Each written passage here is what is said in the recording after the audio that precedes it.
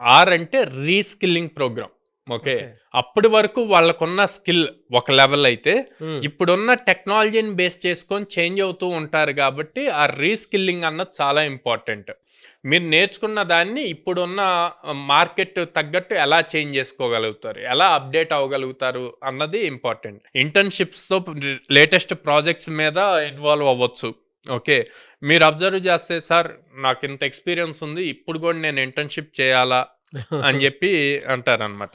మన జెరోదా ఫౌండర్ ఇట్లాంటి వాళ్ళు and other companies startup founders ఇప్పుడు మీరు వాళ్ళ లింక్డ్ఇన్ ప్రొఫైల్స్‌కెళ్ళినా వాళ్ళు అనౌన్స్ చేస్తారు. We are ready to do internships on latest technologies అని బా! జెప్పి. ఓకే. రీసెంట్‌గా గూడా అట్లాంటి న్యూస్ చాలా వైరల్ అయినియి. సో, అందుకని ఎప్పుడూ రెడీగా ఉండాలి. న్యూ టెక్నాలజీస్‌ని నేర్చుకోవటంలో రెడీగా ఉండాలి. ఎప్పుడైతే అలా నేర్చుకుంటారో మీకు ఆపర్చునిటీస్ గూడా పెరుగుతాయన్నమాట దానివల్ల. సో, ఇప్పుడు మన ఈ కెరీర్ గ్యాప్ వచ్చిన వాళ్ళు గాని, నాన్ ఐటీ నుంచి ఐటీకి వచ్చేవాళ్ళు గాని, ప్రతి కంపెనీ ఆపర్చునిటీ ఇస్తుందండి.